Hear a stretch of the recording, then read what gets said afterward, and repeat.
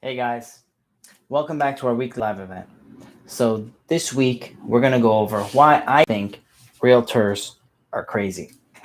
So as we always do, we go over personal finance, investing, retirement planning, and business creation. So I'm here to help. I'm Pascal Corcus for those that don't know me. And I have a finance degree, minor in mathematics, I guess second degree in accounting, minor in economics and international business. I've worked for Bank of America as a banker. I've done loans. I've worked for PricewaterhouseCoopers. I used to do Home Depot's taxes. I worked as a head accountant for an oil company. So I have also done Citigroup. I've done anti-money laundering. So I've done it basically all in the financial field, and I have friends that do everything else I haven't done. So, for example, credit cleaning. I am happy to help everybody else and provide the knowledge that I have to you guys. I think the market's going to go to shit soon, and soon being 12 months. And I want you guys to be prepared to ready to pick up all these great deals that are coming. I think everybody's lying. I do not think it is good as it is right now. I do not think it is smart for any of you to invest and put your money on anything because it's purely speculation in my opinion.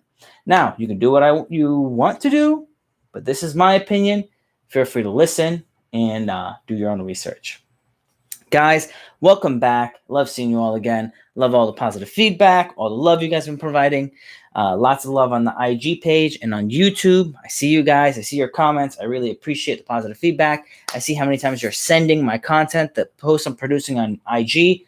As you know, it takes a lot of time to produce that stuff. So that second that you take to share it, like it, comment, it means a lot because it's a lot of energy. I mean, it takes up most of my time now trying to help you guys out and educate you guys. So I thank you, and I'm going to hit the ground running. I'm going to go right into our topic, and then we can go into our Q&A. We can go into live. So let's start with the rules. How I'm going to do things here. I'm going to go and say what I think you guys should know, what I've been absorbing and seeing from the market. I'm going to give you my opinion of what I've been seeing, someone that's been doing this for 20 years, my perspective. From there, you can do your own research and see how you guys want to use this information that you're getting from it. At that point, you're going to go and be able to ask questions from me. So anyone that submits a question on YouTube, I answer first. Second, anyone who has to go live on IG, I answer second. Third, anyone who submits a question on IG, I answer third. And then fourth, anyone who submits something in the DM in IG, I answer fourth. So if you want to get your question answered the quickest, submit it through YouTube. Second quickest, request to go live on IG. Now, I'm going to jump into the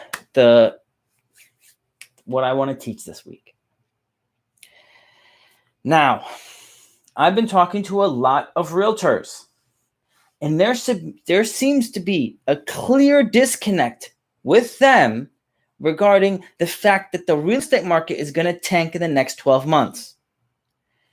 They don't seem to understand that this is going to happen. And the fact that I even say this with the fact that their eyes are like blowing up is shocking to me. Like, how are you so confused that this is going to happen? Okay. This is the information that I'm processing to come to my conclusion. Do your own research. Now, back 9 months ago, I said that the market's going to tank. One of the factors that I was using in this to formulate my opinion was that 70% of Americans could not cover a $400 emergency. What does that mean, guys? That means if your tires need to be changed on your car, you can't afford it. That means you can't even afford to drive to work anymore. That is really bad, right? I don't really need to say that. You guys can understand. That's bad. So that means $400. I'm selling my course to teach people how to buy investment properties.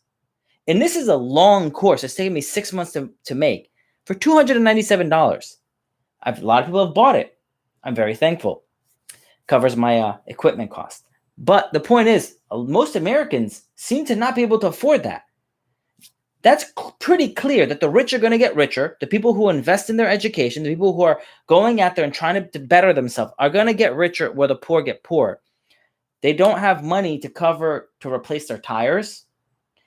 That is not speaking about them. This is speaking about our economic position, right? There's a problem here. And that basically tells me that things are going to get really bad. Part 2. We had the lowest unemployment rate basically in history when 70% of Americans couldn't cover a $400 emergency. Basically, what I'm trying to tell you is we had better unemployment than the government even was targeting. If we had 1% lower, 1.5% lower, we would be to target of what the government was shooting for unemployment rate. That means if we had a 1%, 1.5% drop in unemployment, we would have hit the government's goal. And if that happened, the economy would have went down significantly just from that happening. Not if things got bad. If we hit goal on unemployment. So you're telling me if we hit our goal, our economy would have went down.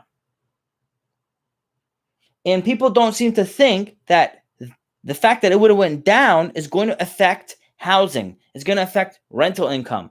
It's going to affect rent, home purchases, qualifications to buy a home. Everybody wants to buy a home, right? We're not saying people don't want to buy homes. Everybody wants to buy a home. What I'm telling you is the number of people able to buy a home will go down. And you're telling me if there's less people that want to buy a home, that we're not going to have an effect in the housing prices? It's not profitable to buy rental properties. It's very hard to find a deal. I've only been buying a deal 6 months, a year. I have a lot of people saying they want to invest with me. And I tell them the truth. Hey, I'm not finding any deals. We're probably going to not invest into a property for another 6 months to maybe a year. Be patient. Save your money. I want you guys to make money. So study. Know your market. If you want to invest with me, fine, but be patient. Do not rush into this because you're going to be able to make a lot of money. You don't want to buy a deal and make some money where in 12 months or 24 months, you're going to make a ridiculous amount of money on the same amount of investment. So let's be patient. So 2, unemployment was very low, and yet we still had a problem with covering expenses.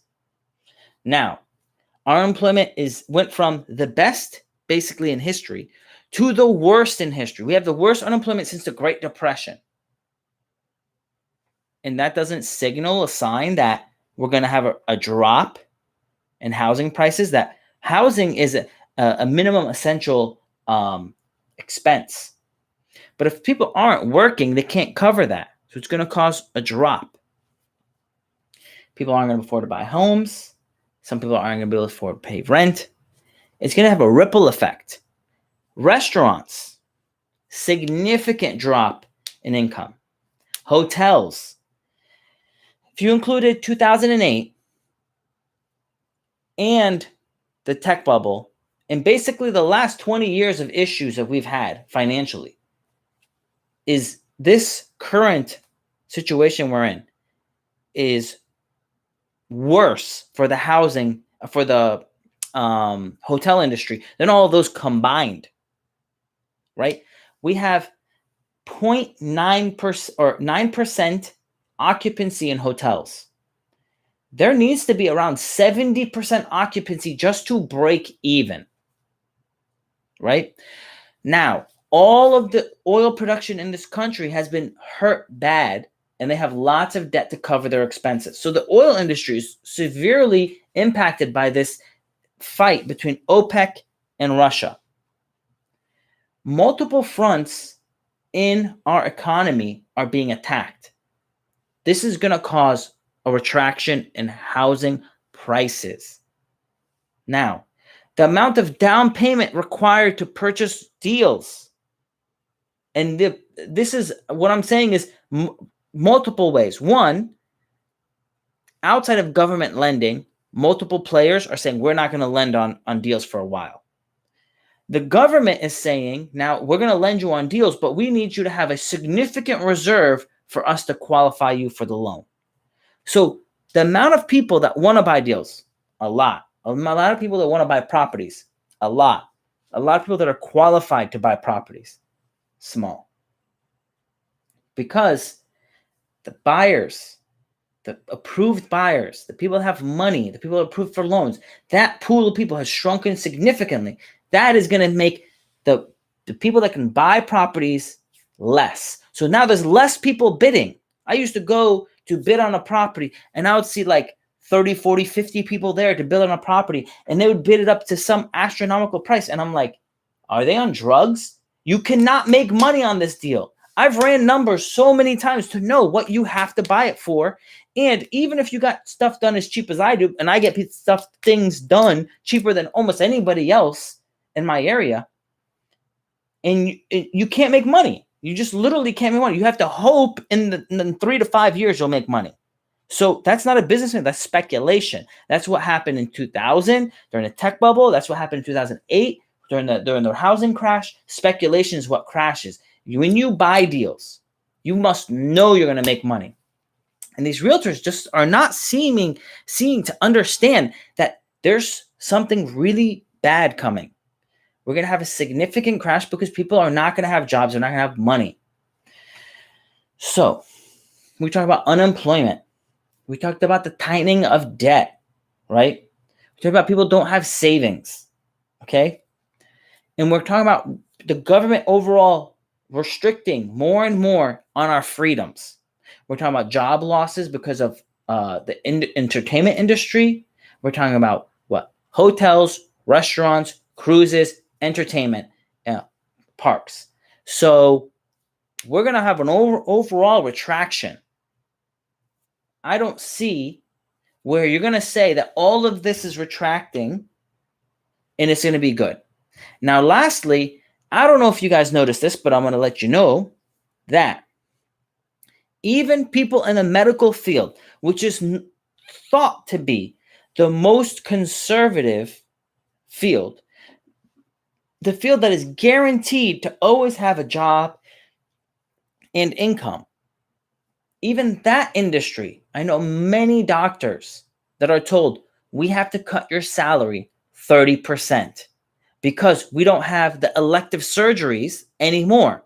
So because of that money we were planning on making, we can't make anymore. We're cutting your salary 30%. These are doctors. These are MDs. Now, you would say, well, some doctors, not all of them do elective surgeries. Many doctors are part of groups. And in that group, they're regular practicing family doctors. And then there's also doctors that specialize in elective surgeries. Well, when they pool their money together, the whole group reduces their income. This is also with nurses asked to go home because there's not enough work. This is also with PAs. This is also with people that are in different fields. Like I have a friend that's is a physical therapy assistant, less work. So almost every industry is affected. We have to understand the macro picture to understand what's going to happen in the micro picture, right? What's going to happen down in our community, in our industry. Why I love real estate is it's resilient. It's going to come back. And that means when I buy the dip, I'm going to make a lot of money. But this is where you come in. And what you have to understand is that buying now, unless it's a ridiculously good deal, and I get this DM all the time, hey, I'm in a contract. Should I buy it? I can't tell you what to buy because I need to do at least 2 to 3 hours of research to be able to tell you if it's a good deal or not. So I can't tell you it's a good deal. And honestly, you can't expect me to spend 3 hours unless you're going to go and call my office and set up with one of my specialists to do that review for you. Otherwise, I can't answer you that question. It's not fair for me to give you that answer. But let me tell you this. You have to know your market because that's the thing I've been preaching forever. So if you follow me and you don't know your market, you have a problem. So know your market. And if you are not in contract under a ridiculously good deal, that means you have 10 people that are willing to pay you 10% more than what you bought it for, then you probably don't have a good deal because I think the prices are going to drop at least 20%. That's right. $500,000 property, you'll be able to pick it up for $400,000. That is my opinion. In the next 12 to 24 months, we're going to see a significant amount of foreclosed property hitting the market. Next point, last point, before we go into our Q&A. I told you 9 months ago that we're going to have foreclosures hitting the market now. The foreclosures that are going to hit the market now have nothing to do with the coronavirus.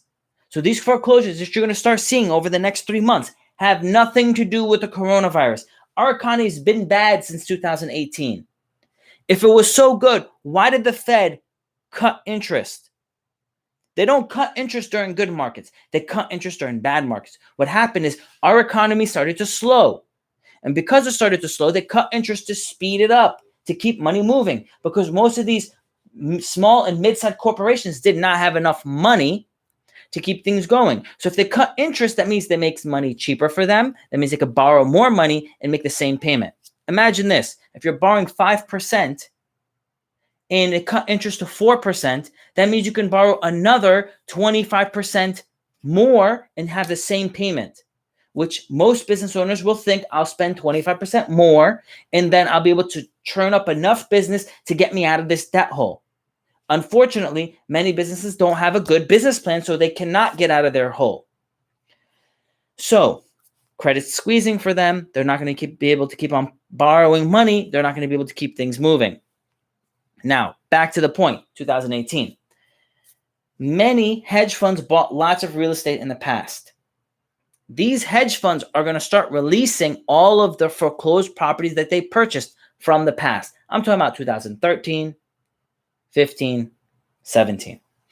They're under this 3-year contract with multiple property management companies. And what they found is this: the renovations are crap.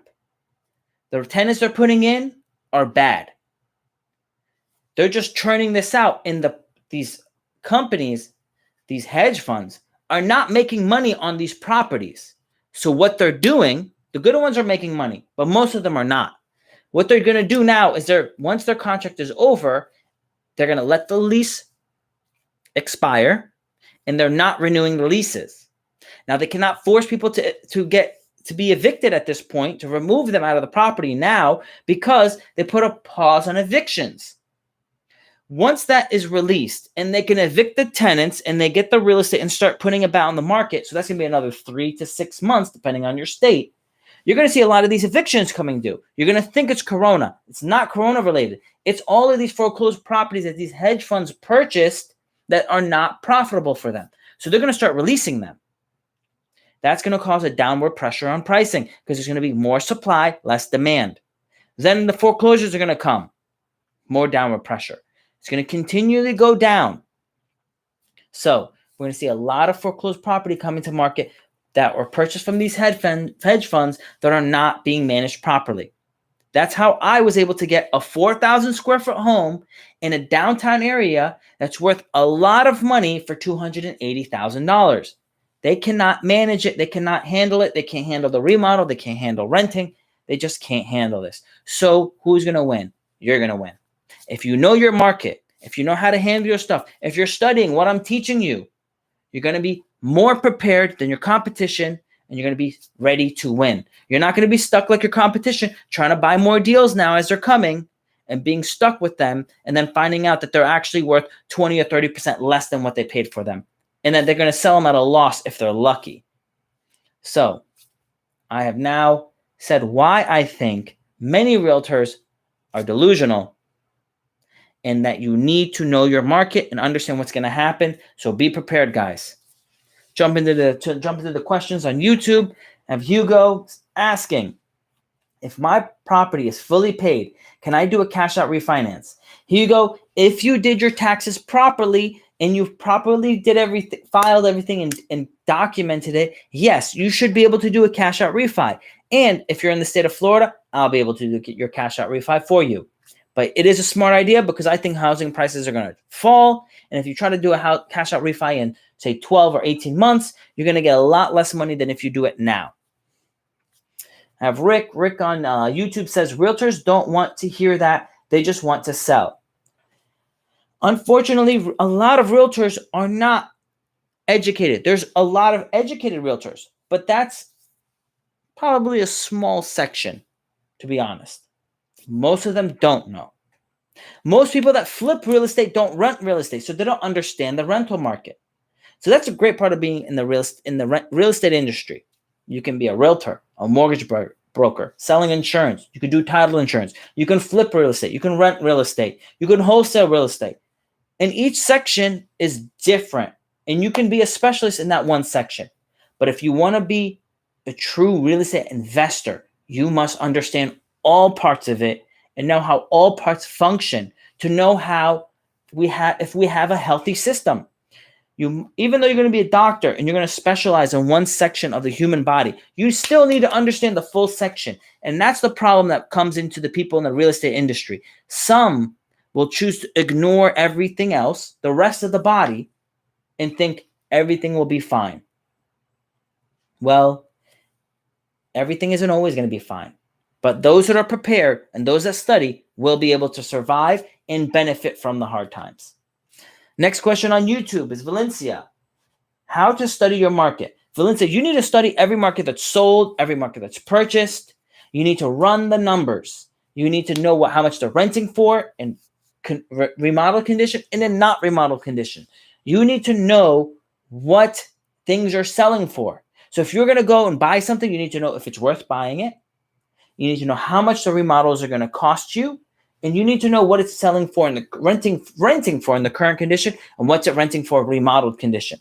That way, if you know those 6 pieces, you basically will have a strong grip on your rental market. And to be honest with you, you're going to have a stronger grip than 99% of the people in your market. So you might see a ton of people trying to buy something and you're like, that makes no sense. And you will be smart enough to be confident to know not to buy that property, where others will buy it and lose money. So that is how you study your market. You must understand every part of those 6 points. And if you do that, you will not lose money or extremely reduce the probability of you losing money, right? Nothing is certain, but I have not, thank God, lost money once on a real estate deal. I've broken even, but that's a lot better than most. Again, I've went through the 2008 crash and I was able to survive and keep everything and then strive and grow and become way stronger. And I did all of that with my own money. I did not take investor money. I didn't start taking investors until this year because I think a lot of great things are coming. And I know there's going to be so many great deals in 12 months that I'm going to need to take on some partners to help buy all these great deals that are coming. So be prepared, guys. On YouTube, Julian says, plot twist, the competition watches your videos too. Yo, Julian knows, because when I was going to buy that property in Safety Harbor, in downtown Safety Harbor, I literally just ghosted IG. I was not going to post anything because of what I've noticed is that every time I post on IG and I talk about a deal that I'm thinking about buying, there's 1,000 people trying to buy that same property. And I'm like, where's this competition coming from? There's significantly more competition than normal. So I said, you know what? I'm not going to say anything till I have that contract in hand. It's signed. It's done. And then I announce it on IG. So, Julian, you're right. My competition is watching me. And I'm happy to teach. Just don't take my deal. Julian also says, would your course include how to study your own local market? Not to do it for us, but resources for examples. So my course is going to explain multiple logical. In the short answer, yes. It will teach you probably, I'm going to say out of 10 levels of studying your market, it will teach you the first 3 levels. Now, why is it only teaching you the first 3 levels? I'm going to say this. 99% of the people that are watching me right now don't even know the first 3 levels. So it's going to benefit them. The reason being is this course teaches you about credit, taxes, savings, buying your first deal, closing your first deal, and psychology. In total, there's 5 main sections and 1 bonus section. This is already probably 6 to 12 hours of information. So if I try to go into that one section of understanding your deals, that section alone was going to be about 4 hours. And to be honest with you, I've already spent 6 months trying to put this out for you guys. And if I had to finish the rest of this section, it would be another 6 months and you might miss out. So I'm giving you enough information to make you dangerous enough to buy your first deal, right? This is my goal, is to get you your first deal, to get you something. Because yeah, maybe you won't make $1 million while this market tanks, but for you guys that own nothing, at least you'll make $200,000. That's something off of your $10,000 investment, the amount of money you're going to put down on your property. And what are my class costs? $300, and that's if you buy it now. And the end of the month is going to go to $1,000. So basically, if you're asking, what is it? Why am I paying $297? Why don't you do it for free? The camera that I bought, I have to pay people to edit these videos. I have to pay people to edit all this stuff.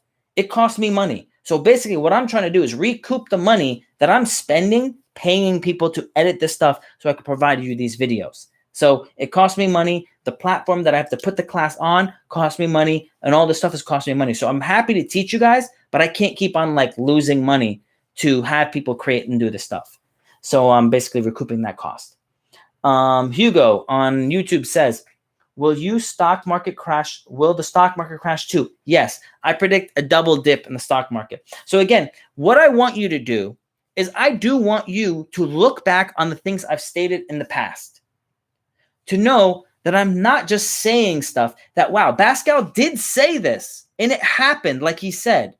So I want you to watch what I'm saying now, and you'll see in 12 to 24 months, during that period of time, we're going to have more and more and more foreclosures. So you're going to see it's going to take a while. We're going to have a double dip in the stock market. Gold is going to hit probably close to like 27 to 3,000 an ounce.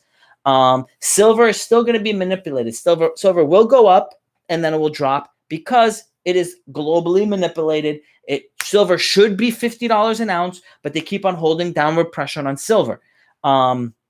Mostly because most of our technology is full of silver. So if we increase the price of silver, all of our technology will go up. And then it'll be a lot harder for them to have this global technology out on the world watching us do everything. Listen, I'm not a conspiracy theorist, but what I do know is that people in power always like having more power, and having the technology watch us all the time is going to give them power. If you didn't know this, your Nest doorbell, you basically gave Google the rights to watch you and use your video anytime they want. That is part of the agreement when you use their program. The same thing with your thermostat, your indoor camera, your outdoor camera. It's the same thing with your door lock. They have rights to have all of that information. So they also have the face rec feature as well. So helpful information. Now, said all that, I don't care. They can have whatever they want. It doesn't bother me, right? Because that doesn't affect me, doesn't bother me. Fine, take it. I'm still going to do what I have to do, and I'm going to build myself up, right? Julian on YouTube says, I'm in full support of your content. I'm definitely worth it. I'm in full support of your content. It's definitely worth the investment. Can I find the link to the course through your Instagram? Yes, Julian. The link to my course is on IG. On my bio, in the bio section, there's a link there. You click on the link, it'll go to my course, and you can register. Right now, it's pre-registration. It's going to go live the 1st of next month. At the 1st of next month, it's going to $1,000. Right now, it's $297. I'm trying to make it as affordable as possible because I know when I started, I didn't have much money. So when I went and took Robert Kiyosaki's class, I was there for 4 hours. That was 4 hours. It cost me $500. And I didn't learn anything. The shit you're going to learn in this course is literally what took me 4 to 5 years to learn. You're going to learn in this course. So, yeah. Valencia says, how do you utilize first-time homebuyer programs? So how do you utilize it? So first, you got to understand, people will mention the first-time homebuyer program. People will mention interest rates. People will mention down payments. Those things matter, but they are not as important as finding a good deal. So let's just say if you know how to utilize all those things, still, please don't buy anything now unless it's an amazing deal. Because when it drops 20%, you are going to be able to get a significantly larger property for the same amount of money. Say your budget's $250,000.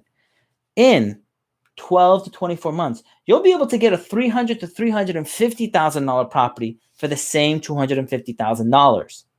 So I'd rather you try to get a triplex or a fourplex for $250,000 instead of a duplex. Now I get, maybe you live in LA and it's $500,000 for a condo.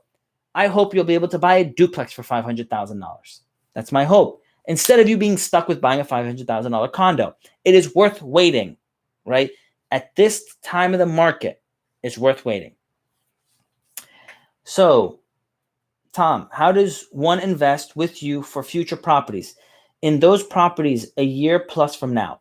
So basically, as I come out, I'm going to say, hey guys, I found a great deal. It's a 50-unit project. We're going to raise $1 million to buy this project.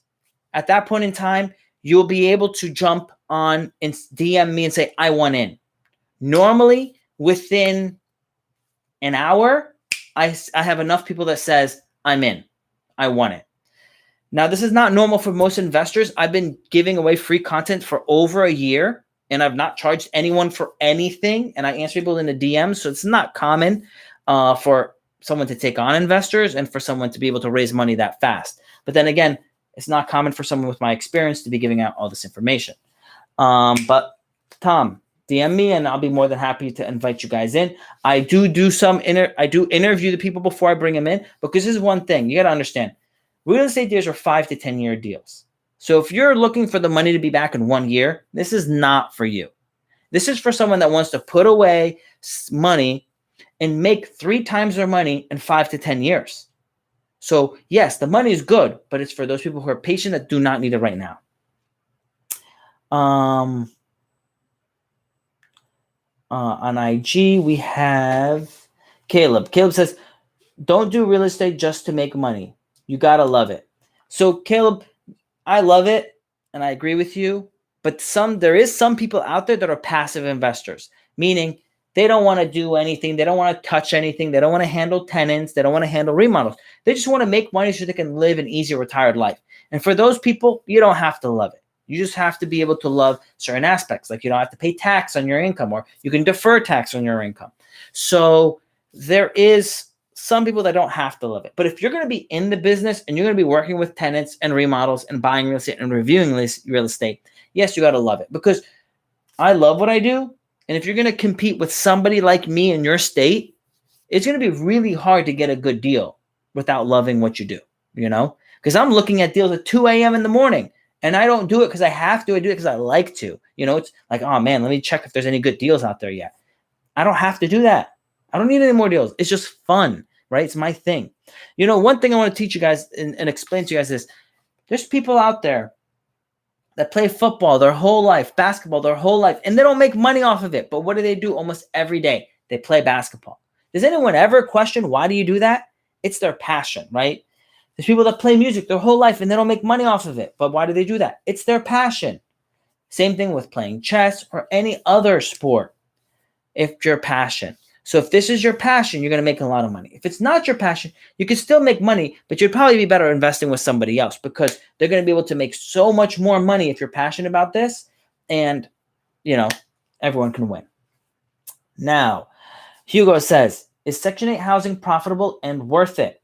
So as Hugo, everything that I'm trying to teach you guys is not a simple answer, right? I have a lot of Section 8 tenants and I make a lot of money off of them. Some people think, oh man, Section 8 tenants are going to destroy your place. That is not true. That's not accurate.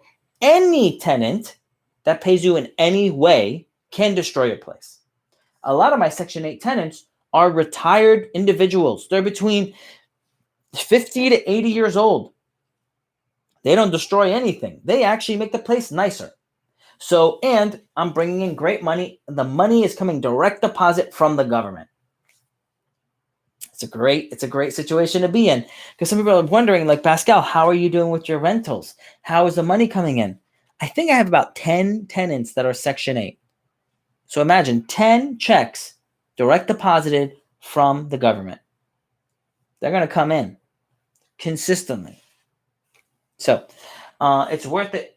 Remember, when you're interviewing tenants, you want to make sure that you're interviewing the right tenants, okay? That you're interviewing the right tenants. So when you're doing that, you want to make sure that it is the right tenant. It is the right person. So don't think about where the money's coming from. Think about how consistent is their money coming in, right? If you rent it to a regular individual that works at a bar, you got to wonder, and then if you're in Florida like me, you got to wonder, we have seasonality in our industry. What if, it's off season and the bars aren't as busy? Are they going to have enough money to pay the rent, right? So you have to think about that. It doesn't matter if they're Section 8 or not. You got to think about how consistent is their income. All right, so got right here on YouTube, John. John says, Marhaba Pascal, which means hello, Pascal. If buying a quad with 3.5% down and the property is fully occupied, how will I be able to get in and live in one unit if people still have their lease few more months? Shukran. So the rule is I think you have about 3 to 6 months to move in. So you have time. Pretty simple answer. So you have time to move in. All right, guys. And also, next point. Some people ask, do they check if I moved in? No, they don't check. Can they check? It's possible, but do they check? No. Now, the city does check if you homestead the property. So in Florida, you can homestead a property and you get a reduced tax rate. The city will, or the county will check if you live in that property. And if you lied, they will charge you the difference that you owed plus 2 to 3 times as a penalty. And you will owe all that money back. And if they find out that it's been 3 years, they'll go back 3 years and say you owe this money. So you'll get hit with a $5,000, $9,000, $10,000, whatever it is, bill. So be careful. Don't lie. Just tell the truth. Pay your money. It's not a big deal to pay a little bit more in interest, right? Because you're going to make money. All right, guys, going on YouTube, answering the questions. Jez Owano's on here. Interesting. All right. Question here on IG says, what's the cons to real estate? So here are the cons to real estate. Your money is tied up for a long time, right? You put your money in a deal, and your money is in there for 5 to 10 years before you can take it out. Con.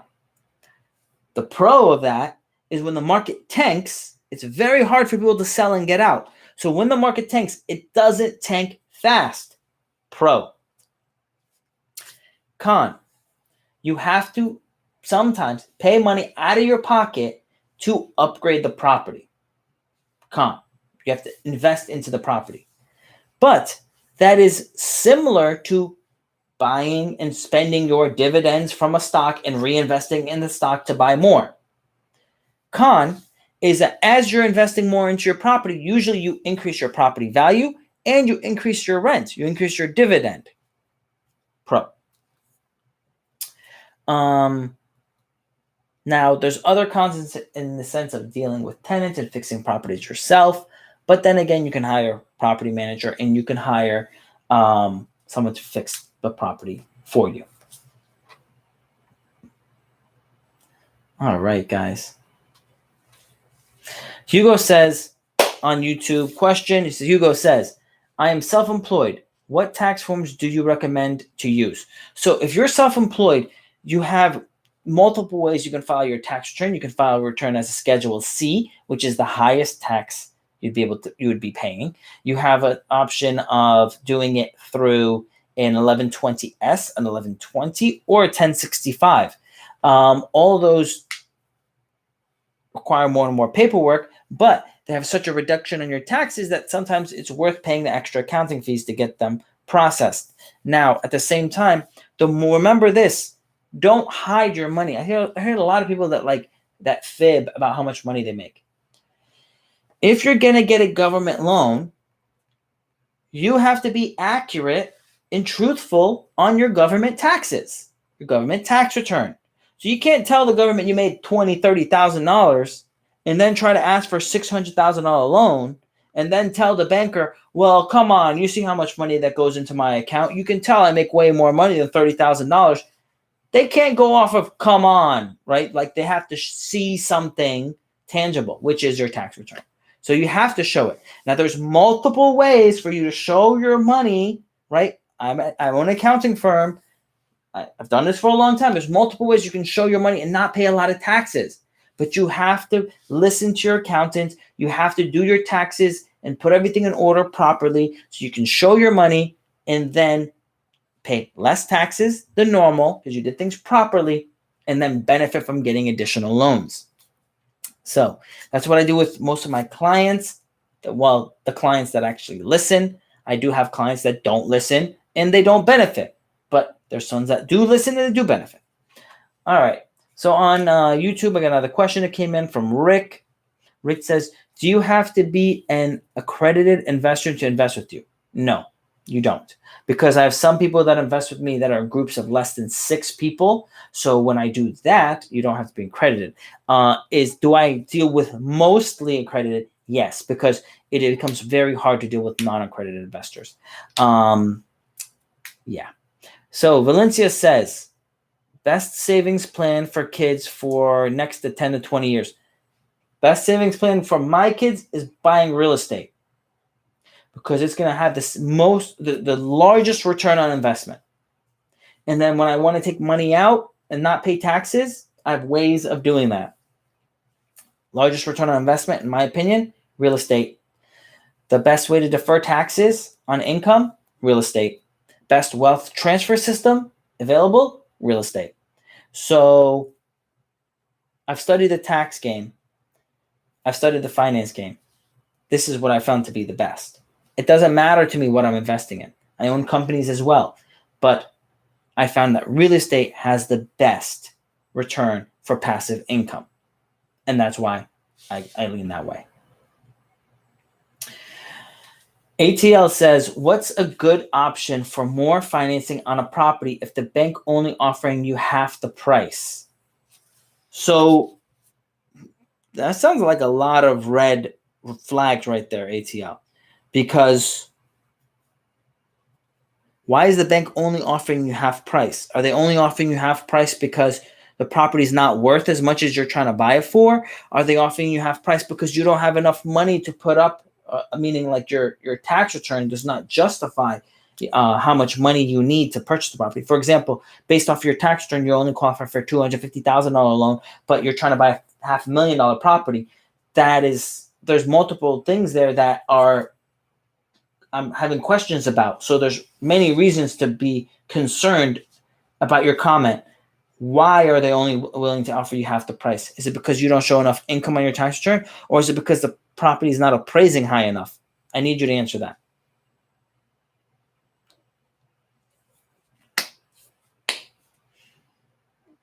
All right, answer and I'll let you know.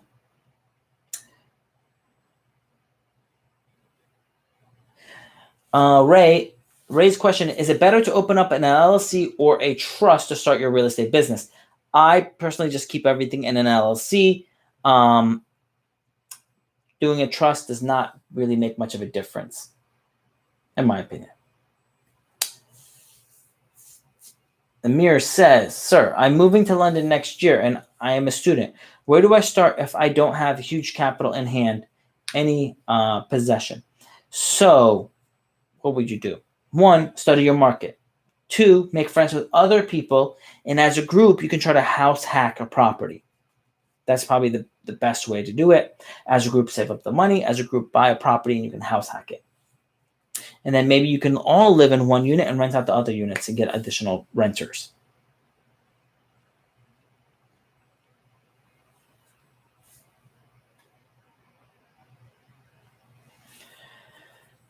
And Campos says, with the economy in the tank, do you think Trump will get reelected? Yes, I do think he'll get reelected. He's basically done and approved multiple things that will help the economy move forward.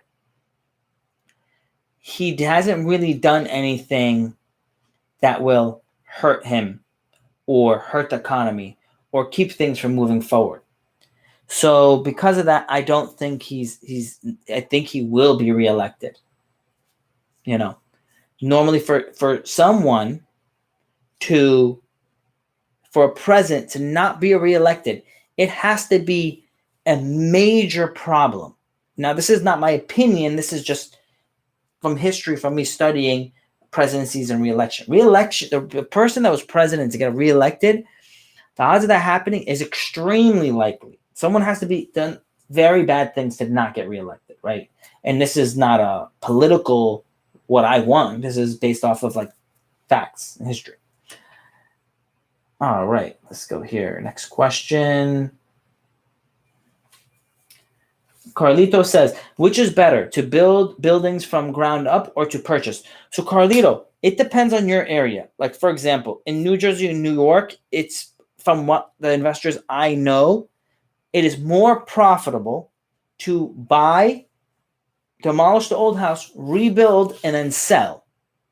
But in Florida, it's more profitable to buy an existing property, rehab it, and sell it, or buy existing rentals, rehab, and rent. It's rare for it to be worth it for new construction.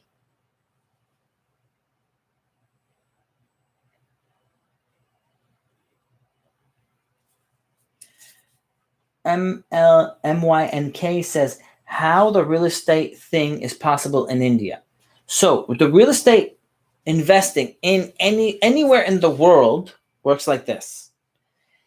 Is buying property that is undervalued or is not valued accurately. You then see that the reason the value is lower is based off of repairs you can do to the property that are not going to cost you that much money. Mostly are cosmetic repairs that are making the property look ugly when it shouldn't really look ugly. Has what they say has good bones. So you find the property that's undervalued, see that it only needs cosmetic repairs. You fix the property up, change the cosmetics, paint it, do a little bit of here and there, like little changes that doesn't cost a lot of money, but makes it look very attractive. And then you rent the property for more money, or you sell the property for more money. That is the concept of real estate investing globally. I'll give you a really good example. I use this example all the time. Buying and selling used cars works everywhere in the world. They sell used cars everywhere. And there's used car salesmen in every country. They buy these used cars for less than what they know they can sell it for. They fix them up. They clean them up. After resolving the issues and making them look cleaner, they sell it for more than what it cost them to buy and to fix. We are doing the same thing, but with real estate. And how do the used car salesmen lose money? They lose money when they don't know what they're doing. They have not studied their market. They don't know what the car is worth. How do they make money? Studying the market, knowing what the car is worth, knowing what the repairs are going to cost. It's the same thing you're going to do. This is not a get-rich-quick scheme. This is a get-rich-forever plan. You're going to be able to consistently make money. I started studying when I was 14. I finally learned enough when I was 19. Again, I did not have the internet. I did not have YouTube. I did not have IG. I didn't have people teaching me what I'm teaching you guys. My course alone saves you like 5 years of financial education. So you got to understand, you're learning all this stuff. You got to use it, though, to make the money. So now you're learning, you're constantly growing, and this is going to be a decision you're going to make for the rest of your life. This is not a 5-minute, I'm going to learn, I'm going to start doing this thing, and then in 2 months, I'm going to be super wealthy, right? It's more of a 2 years, I'm going to have wealth being built. At 5 years, I'm going to make good money. At 10 years, I'm going to make great money. At 15 years, I'm going to have enough to make sure I have a retirement. At 25 years, my grandkids will have enough for retirement. This is the type of business you're in. It's a lifelong thing, lifelong plan, game. All right.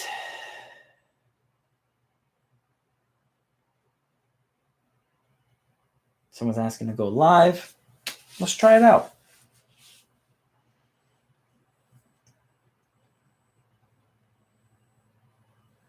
Hugo on YouTube says, do you use an LLC for each of your properties? I do use an LLC for each of my large properties, but not for all of my small properties, right? I use one LLC for every like $1 million to $2 million in assets. Otherwise, I'll use multiple LLCs to package together. So I own 3 properties next to each other through 3 different legal lots. I package them all in under one LLC because it doesn't make sense having 3 separate LLCs. If you also have an insurance agency, if you have proper insurance, you won't even need an LLC, right?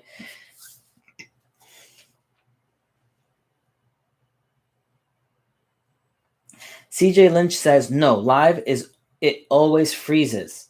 On YouTube, it doesn't freeze. So I don't know what to tell you, buddy. YouTube, it doesn't. I got a better camera system and a better audio system. Also, guys on YouTube, thanks for all the thumbs up. I appreciate the love. Guys on IG, thanks for all the hearts. I appreciate all the love. It helps me motivate me to keep doing this stuff for you guys.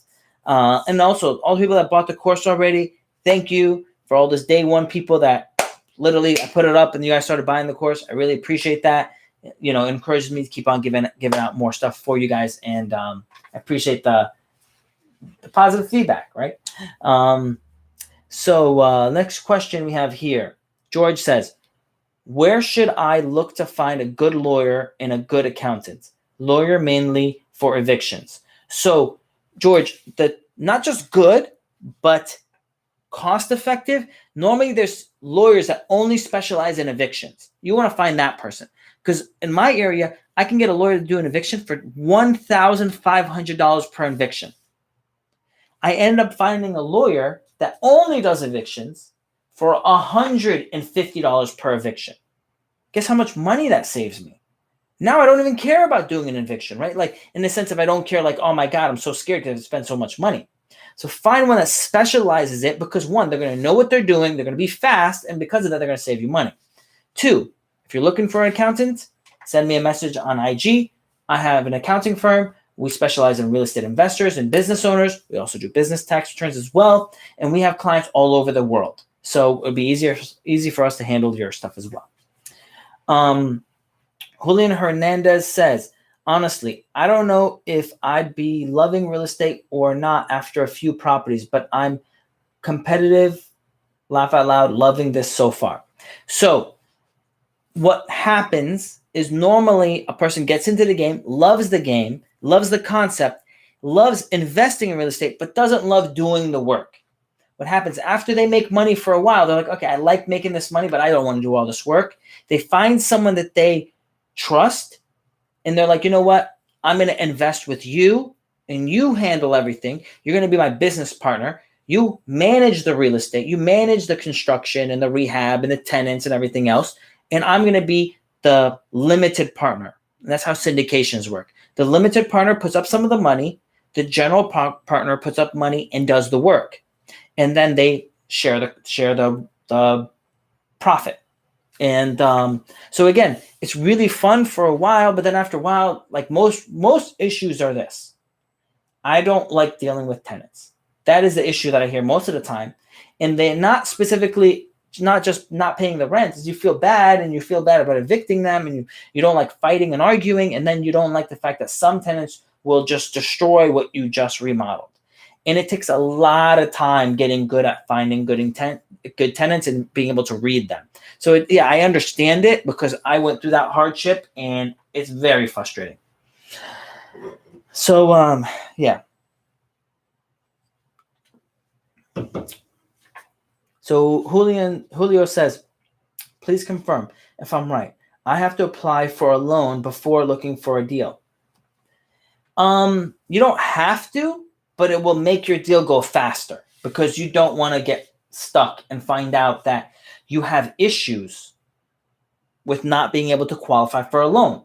So part of that in my course it's linked to my courses in the IG, but in my course, it goes over all the things that normally a lender is going to look at that are going to keep you from getting qualified for a loan. So that's a big factor, right? Getting approved for a loan. You need an enforcer. I don't need an enforcer. Let me say this. Being a landlord is like being a strong dad. A strong dad doesn't have to hit his kids or yell at his kids. He doesn't have to be a strong landlord does not have to be a bad guy. But he has to be a consistent guy that's very straightforward and that's honest and says, look, these are the expectations. I'm expecting you to meet these expectations. And if you don't meet the expectations, this is what's going to happen. Now, I'm not deciding if you're going to meet these expectations. You're going to decide that. But you are also going to decide when you don't meet these expectations. These are the results of that. So you don't pay your rent, you're going to get evicted. I don't make that decision if you get evicted. You make that decision if you get evicted. Because if you chose not to pay the rent, that's your decision. So, yeah. So Julian says, would you say in most cases of bad tenants, it being the fault of bad interviews, that, or something else? Part is bad interviews, not knowing not asking the right question, not reading all the negative things that you're getting from the tenant, because they're going to give away a lot of hints that they're going to be a problem. And then at the same time, when they start showing that they have problems, you not stopping it, you not nipping it in the bud, right? If it's the 5th of the month and they didn't pay you any money and you didn't give them an eviction notice, is that the tenant's fault, or is that your fault, or is that both of your faults? Now, what I found is if it's by the 5th of the month and you give them that eviction notice and you let them know to not play, they're going to have about 70-80% of your money. Then by the end of the month, they'll have all the money. And the following month, they're going to have less of that issue. And as long as you make sure you're charging your additional rent charges, then they're less likely for them to do this again. That's another thing in my course. There's certain legal things that you cannot charge late fees to the tenants and put it on your evictions. I have learned workarounds around that, right? And there's wording in your contract to do that. And I have that in the course to teach you how to tweak a little of some of the wording so it'll be more beneficial for you. Now, again, I am not a lawyer and I'm not telling you what is legally applicable in your state. What I'm telling you is this is what I do and what works for me. And you're welcome to use this information that I'm providing you in my contracts. So you can also use my contracts. And you should double check this information with a lawyer in your state. But it's worked for me for the last 15 years. So you can borrow it too. All right. Let's see here. Brenna says, do you know about the Daisy loan? Someone mentioned it, and I'm curious if there is a catch. First time hearing about this type of loan. Please help. So can you clarify what the Daisy loan is? Because there's a lot of different loans out there, and they use like 20 different names for the same loan, and it could just mean, can you clarify what you mean by the Daisy loan? Are you talking about like the loans that the city or a county or a non-for-profit gives to the homeowner to make their property nicer, and it's basically free money? It's a loan that's attached to your house or your property, and as long as you've lived in the property and owned the property for 15 years, that loan is forgiven. Is that what you mean by a Daisy loan? By beautifying the property? I think that's what you mean. So again, guys, I've been in it for 20 years, so I've heard of everything. Nothing's really new. What they do is they take the same thing that they had 20 years ago, and they put a brand new name on it, and they act like it's something brand new. No, this stuff has been around forever.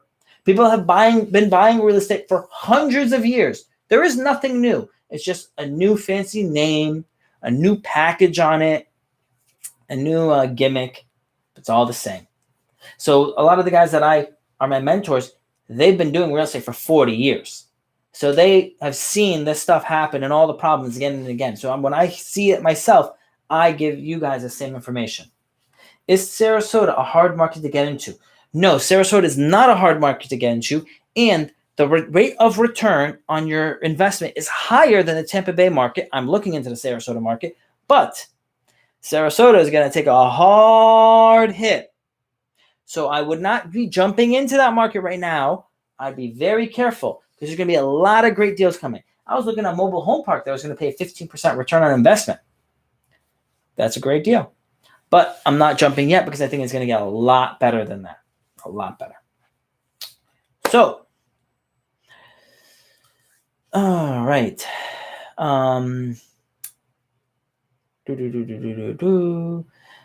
Julian says, would you say in most cases, oh no, I already answered that one. Edward says, where do you recommend to get loans, being that there are many options out there? So I'm a mortgage broker. So you can go to a mortgage broker and they're going to check many companies for different options for you to get a loan, right? They're going to check. So you don't go to, if you go to Wells Fargo, they're going to have like one option. Bank of America's going to have one option. If you go to a broker, they have many people they're going to check and they're going to find the best option for you. So at that point, they're going to give you those options and you're going to figure out which one's best for you. Now, if you're doing deals in Florida, I can help you. Okay. Hugo says, do I go to a lawyer to get a lease agreement? You can. You can use one from another investor as well. And normally you use, once you get one, you just change the names on the lease and you just keep reusing that.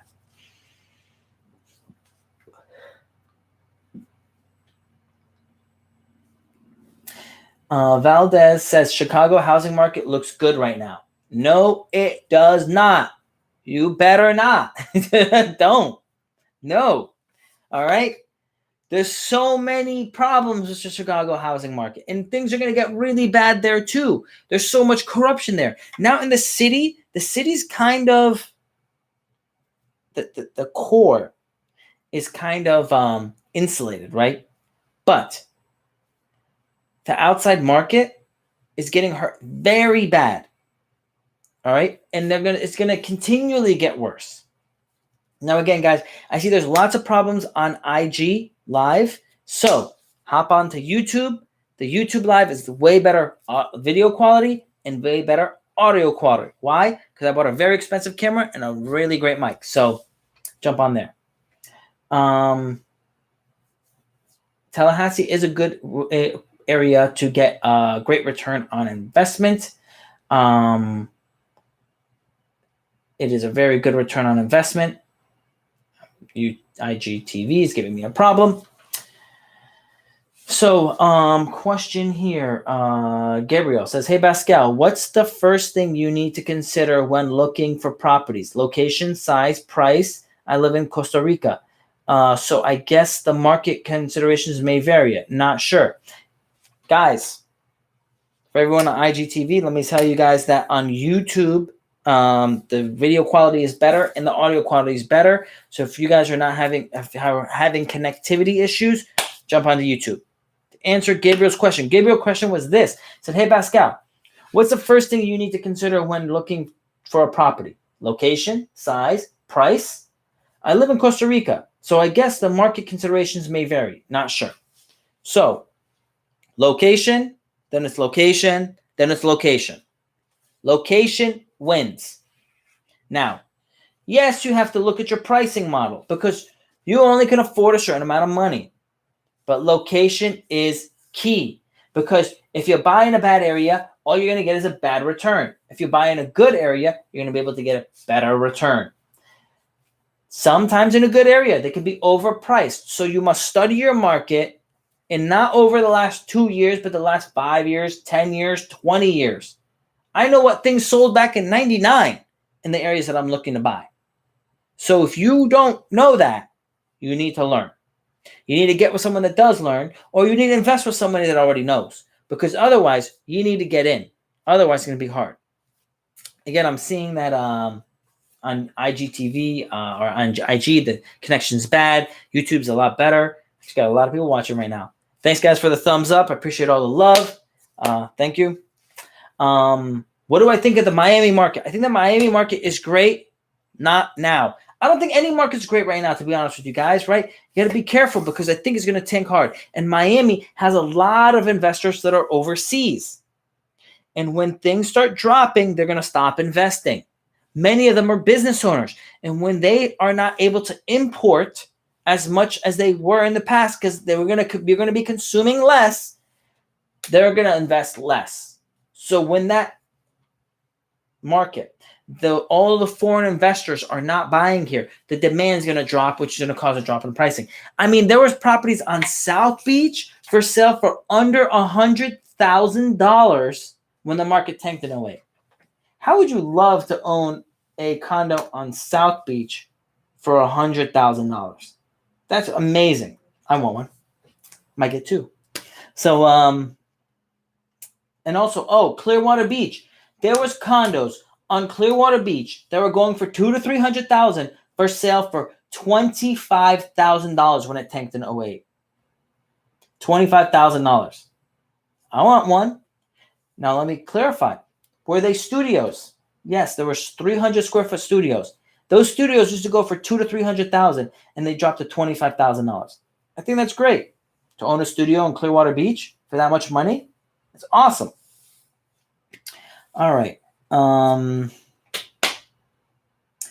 April says, have you ever done Airbnb? Pros and cons. So April, I own Safety Harbor Cottages, the coastal cottages. I have about 16 units there. About half of them are Airbnb.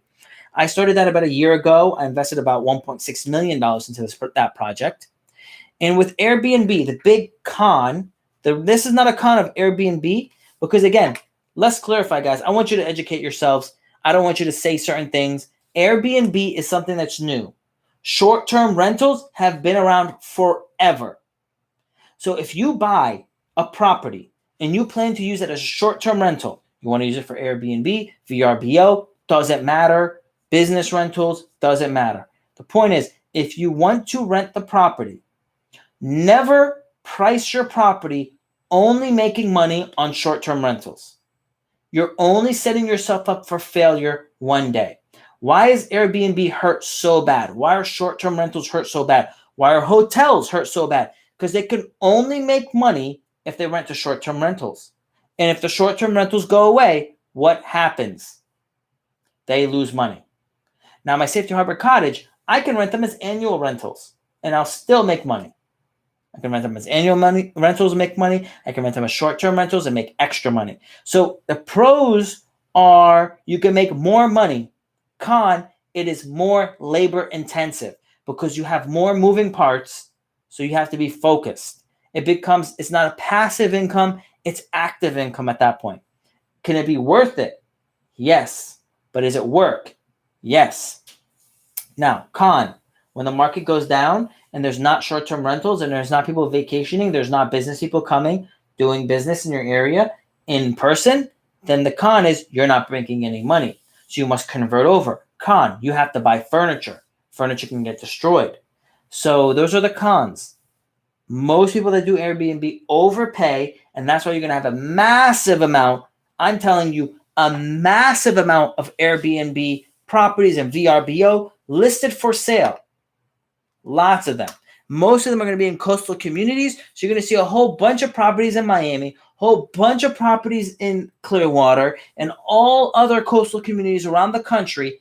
Let me clarify, world at deep discounts. Because all of them are going to sell because there's nobody else to rent now. They're all hurting for money. They're going to get foreclosed on. They're all going to sell. And now with them selling, there's going to be so many for sale that they're going to cause a price drop. Opportunities for you, my followers. So, next thing here. Lindsay says, yes, thank you for answering my question as well. You're welcome. 0994 Juan says, thoughts on Naples, Florida market. I think Naples, Florida market, short term, like any market, is going to get hurt. But I don't think it's going to tank hard. I think it's going to flatline. Naples has super, super wealthy that go there. So obviously Naples has the good area and the bad area. But overall, the super wealthy go to Naples. They're going to have money to buy properties. They're going to buy the dip. And I think Naples is going to be strong. If you look at 15 years out, you're going to be very strong. I think there is going to be some dip, but it's not going to be a ridiculously hard dip. That's my opinion. I don't buy in Naples, though, because I think it's too expensive overall. It's again, the super wealthy buy there. It's really expensive. Returns on investment is not there for me. Daniel says, the best channel in YouTube. Thank you. Share, subscribe, follow. I don't know, all that crap. Like, comment, subscribe. I don't know, all that stuff. Anything positive. I like it. Gabriel says, other than real estate, do you invest in crypto or stock market? Do I? Yes. It's more of a speculation, right? Certain things are not. So, for example, I buy GOLD, okay, and I'm going to buy GLD. Those are gold. They're gold related stocks. I think when the market tanks, gold is going to go up because that's where everyone goes for safety. There's a saying that I made up. I said, if you have faith in England, you buy the pound. If you have faith in the dollar or America, you buy the dollar. If you have faith in God, you buy gold. So when everyone's scared in the world, they flood to God and they flood to gold. So I think gold's going to go up, and that's what I bought. So Hugo says, how long are your lease agreements? I'm going to ask a few more questions, guys, and then we're going to wrap it up for tonight. My lease agreements normally are 12 months. They're not allowed to be longer than that in Florida. I signed 12-month leases. Normally, people stay in there for 2 to 3 years. So that's how it becomes passive income. You don't do much. Someone stays there for 3 years. You don't really hear too much from most tenants. You don't hear much from them. And then we property manage, we self-manage. And then from there, if something happens and they say something's broken, we send out our guy that fixes stuff and he goes and fixes it. So, and then we just he tells us how much it costs and we pay him. So it becomes pretty passive, right? I don't have to do any of the other stuff that I do, but I do like financial services. I like accounting and insurance and mortgages. So that's why I do it. I don't have to do it, but it's enjoyable to me, right? So I grew up in financial services, right? I started working at the bank when I was 18. So for me, it's like really cool. It's really fun, especially seeing deals happen. Like in my office, I have a contract for the player trade where Babe Ruth was traded from the Cubs to the Yankees. That's a cool contract. So whenever I see these really cool, fancy real estate contracts that get done, or some fancy, intricate ways to prepare your taxes to limit the tax liability that you have, that for me is really cool. It's like a puzzle that you can play in real life, and that's cool to me. So, all right. Brian says, how are mobile homes a better investment than actual homes? One would think they would become damaged easier and faster. So let me clarify. Mobile homes, regular homes, condos, townhouses, Airbnb, vacation rentals, all of those, there is nothing better than another. Okay, there's nothing better. There is pros and cons to each. And there's also, as an investor, there's benefits, again, pros and cons to each. So you might like one and not like the other.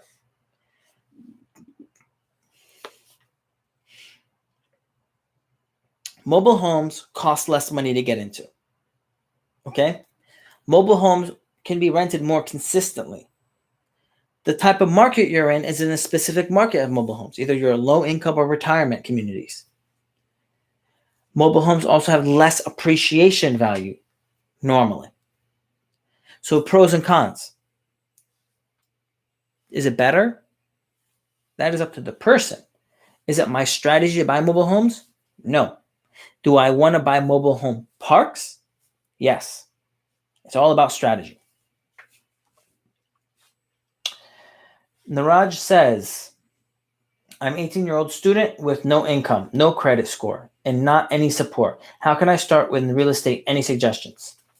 Take my course, because you need a lot of things to get better on, and you need to study a lot. So that means you're basically starting in the ground level and you have no information. So you need to do a lot of research. If I spent 10 hours with you, I could not give you enough information to really take you from level 0 to level 1 or 2. You need to study a lot. So you need to watch all of my YouTube videos multiple times, all my IG videos multiple times. You need to do the course. You need to do everything. You need to read all the books I'm telling you, because you cannot think that you're going to compete with investors that have been doing it for 20 years. And my mentor has been doing it for 40, 50 years and compete with them. And you have zero experience.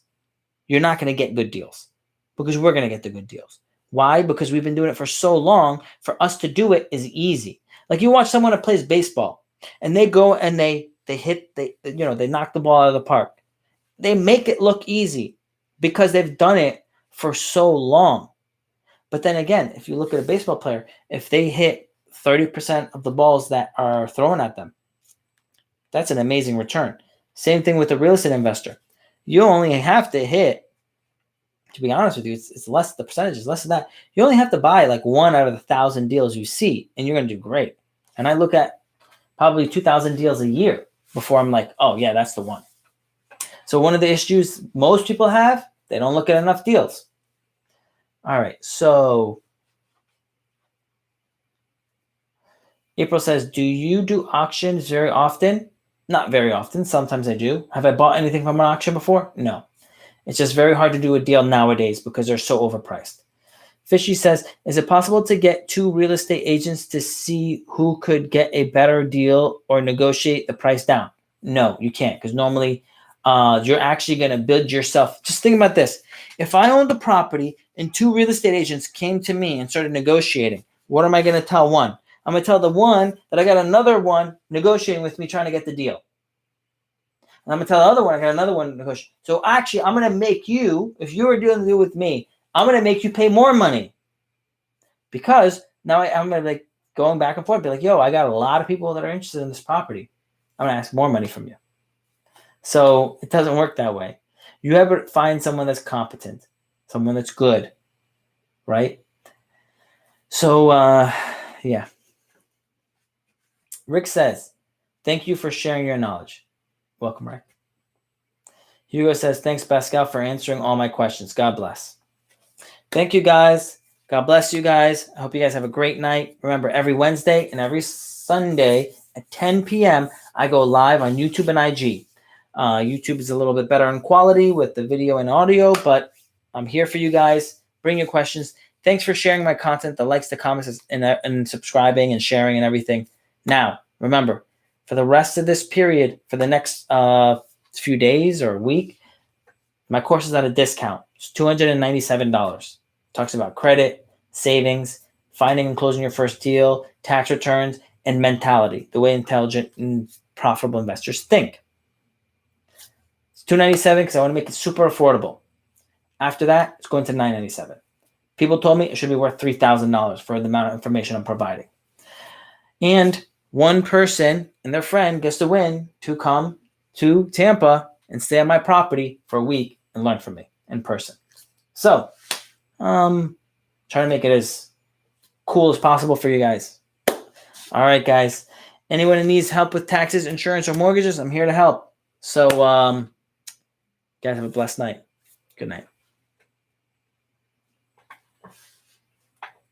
All right. What do I do?